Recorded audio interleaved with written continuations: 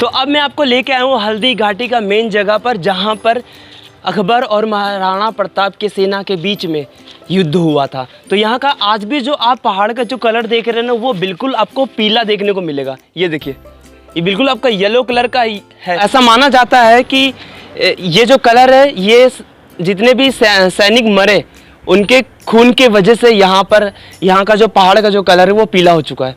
तो हम सबको पता है कि लगभग 18 जून 1576 में ये इस युद्ध को लड़ा गया था। मान सिंह की सेना जो अकबर की तरफ से लड़ रहे थे, और महाराणा प्रताप की सेना जो अपने हिंदुओं को बचाने के लिए, अपने मेवाड़ को बचाने के लिए लड़ रहे थे। तो इन दोनों के बीच में जब युद्ध होता है तो जो अकबर की जो सेना होती है वो जो पीछे बादशाह बाग है वहाँ पर अकबर की सेना रहती है, और जो महाराणा प्रताप की जो सेना रहती है वो यहाँ पर रहती है, पहाड़ों के बीचों बीच में छिपी हुई रहती है और पहाड़ों के ऊपर छिपी हुई रहती है। और मेन प्लस पॉइंट इसमें यह है ना कि जो महाराणा प्रताप की जो सेना रहती है वो छोटे जात से लेकर जो मतलब युद्ध करना जानते भी नहीं थे, वो भी इसमें पार्टिसिपेट किए, जैसे कि भील, जैसे चमार, राजपूत, ब्राह्मण, क्षत्रिय तो हम मानते हैं कि वो युद्ध करना जानते हैं, लेकिन जो मतलब कि जो एक जूते सिलने वाला वो युद्ध करना नहीं जानता, लेकिन वो भी लड़ा था। तो ये गर्व की बात होती है कि आप अपने राज्य को बचाने के लिए छोटा से छोटा जो युद्ध करना नहीं जानता वो भी लड़ रहा हो। इससे बड़ा और क्या हो सकता है महाराणा प्रताप के लिए। जिद के आगे उन्होंने मेवाड़ को बिकने से बचा लिया, मतलब मेवाड़ का कुछ हिस्सा अकबर के हाथ में जाने से बचा लिया। और ये जो रास्ता जाता है ये उदयपुर के लिए तरफ जाता है यहाँ से। तो उदयपुर महाराणा प्रताप के जो पिताजी जो थे उदय सिंह सेकंड, उन्होंने बनवाया था। वहाँ पर जो उदयपुर सिटी की खोज उन्होंने करवाया था। तो अगर आप महाराणा प्रताप जी के बारे में पढ़ रहे हैं ना, तो आप उनके दादाजी के बारे में पढ़िए। उनके दादाजी का जो नाम था वो राणा संगा था। राणा संगा इतने आक्रामक थे महाराणा प्रताप से कम 3 गुना ज़्यादा आप कह सकते हैं, क्योंकि राणा संगा लगभग 1518 में जब लोधी डायनेस्टी से लड़े थे, तो उस वक्त उस युद्ध के दौरान वो अपना एक आँख, एक पैर, एक हाथ खो दिए थे। लेकिन जब वो बाबर से लड़ने के लिए, मतलब बाबर को देश से बाहर निकालने के लिए जब वो लड़े, तब भी वो इन तीनों चीज़ों के बिना लड़े और लगभग 90% तक वो युद्ध जीत चुके थे। 10% अपने तजुर्बे की कमी के कारण वो हार गए थे। तो उनकी जो हिस्ट्री है वो बहुत ही ज़्यादा लाजवाब है राणा संगा जी की।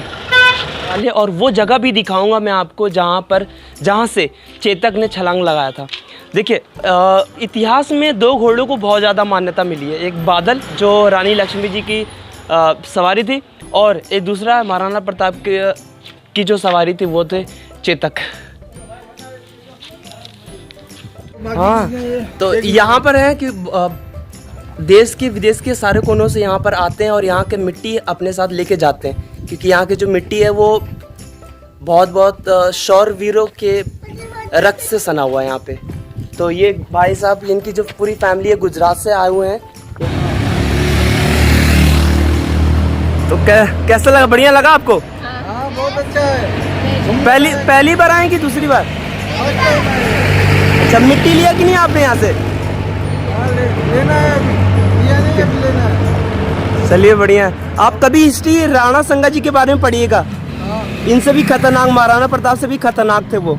उनका एक हाथ, एक पैर, एक आंख नहीं था, फिर वो बाबर को हराने के लिए 90% तक वो हरा दिए थे आप। ओके, हाँ। उनकी हिस्ट्री आप कभी गूगल पर सर्च कीजिएगा। ठीक है, ठीक है, थैंक यू। अकबर को मेन दिक्कत ये आ रहा था कि वो गुजरात के साथ आराम से ट्रेडिंग नहीं कर रहा था, क्योंकि बीच में आ रहा था मेवाड़। और अकबर भी जानता था कि महाराणा प्रताप को मनाना बहुत मुश्किल है, फिर भी उसने 3 बार ट्राई किया था। पहले अपने मुस्लिम कमांडर को भेजा, दूसरी बार किसी और को भेजा, तीसरी बार मानसिंह को भेजा, तब भी वो नहीं माना। तो लास्ट में महाराणा प्रताप ने अपने बेटे को भेजा अमर सिंह को मना करने के लिए। तो जब महाराणा प्रताप अपने बेटे को अमर सिंह को भेजते हैं तो अकबर सोचता है कि ये मेरी बेइज्जती है, महाराणा प्रताप को खुद आना चाहिए। अकबर एक बड़ा शासक, अपने आप को बहुत मुगल एम्पायर समझता था, तो उसको लगा अकबर को कि ये मेरी तौहीन है। तो उस वजह से उसके बाद से फिर उन्होंने फैसला किया कि अब युद्ध लड़ा जाएगा। तो युद्ध की तैयारी में फिर महाराणा प्रताप भी लग गए। अगर महाराणा प्रताप के पास अगर एक अच्छा सेना होता, अगर सारे राजपूत जैसे राणा संगा के साथ सारे राजपूत थे, उसी तरीके से अगर महाराणा प्रताप के साथ भी सारे अगर राजपूत होते तो शायद वो अकबर से ना हारते। तो महाराणा प्रताप के जो घोड़े का जो नाम था वो चेतक, उसकी जो समाधि है आपको बलीचा गांव में मिलेगा, जो महाराणा प्रताप के संग्रहालय के बिल्कुल नज़दीक में है। तो मैं आपको समाधि के पास लेके जा रहा हूँ जहाँ पर महाराणा प्रताप ने अपने चेतक को दफनाया था। तो ये है वो जगह।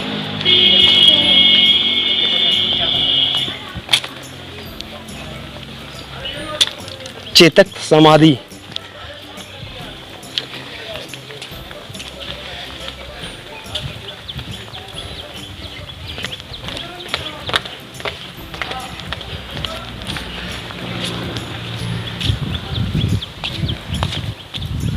तो यही है मेन चेतक की समाधि, जहाँ पर महाराणा प्रताप ने चेतक को दफनाए थे।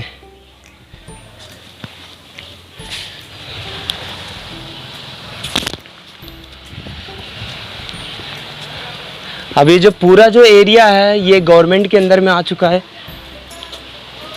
और लोग दूर दूर से इस समाधि को भी देखने आते हैं, क्योंकि आसपास ही है, हल्दी घाटी के संग्रहालय के आसपास ही है। उधर आपको जो वहाँ पर दिख रहा होगा संग्रहालय दिख रहा होगा आपको। तो एक महान घोड़े की समाधि के पास आकर घूमना खुद में ही एक मतलब गौरवान्वित करने वाली बात हो जाती है, और होना भी चाहिए, क्योंकि चेतक कोई आम घोड़ा नहीं था। जिस तरीके से रानी लक्ष्मीबाई के पास बादल घोड़ा था, उसी तरीके से महाराणा प्रताप के पास भी एक चेतक घोड़ा था। और चेतक घोड़ा इसलिए इम्पोर्टेंट माना जाता है क्योंकि महाराणा प्रताप को अगर कोई बचाया है तो वो है केवल चेतक, इसीलिए चेतक बहुत ज़्यादा इम्पोर्टेंट है। तो अब मैं आपको वो जगह लेके जा रहा हूँ जहाँ से चेतक ने छलांग लगाए थे, जिसके बाद उसको चोट आई थी, और इसी छलांग की वजह से महाराणा प्रताप की जान बची थी।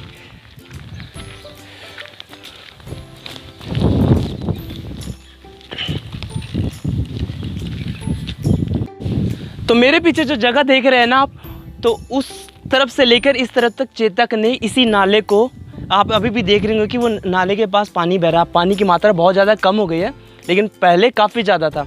तो वहाँ से इधर साइड में छलांग लगाया था, तब जाके चेतक को चोट लगा और फिर उसके कुछ दिनों बाद उसकी मृत्यु हो जाती है। जहाँ पर मैंने अभी आपको समाधि दिखाया वहाँ पर उसे दफनाया जाता है महाराणा प्रताप जी के द्वारा, और तब जाके महाराणा प्रताप जी जीवित बचते हैं।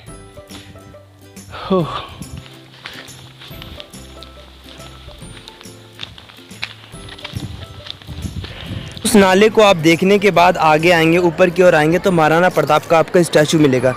इस जगह से आप पूरे मेवाड़ को देख सकते हैं, पूरे मेवाड़ की खूबसूरती को आप देख सकते हैं। और यहाँ से आप पूरा मतलब मेवाड़ देख सकते हैं। एक कल कुंभलगढ़ मैंने आपको दिखाया, वहाँ से पूरा मेवाड़ देख सकते हैं। और ये बलीचा गांव जहाँ पर महाराणा प्रताप का स्टैचू लगा हुआ है, और वहाँ पर मैंने आपको नाले के दिखाया कौन से नाले को क्रॉस किया था चेतक ने, और वो आपका वहाँ पर रहा संग्रहालय। ओ क्या सीन है भाई यहाँ का, वाह।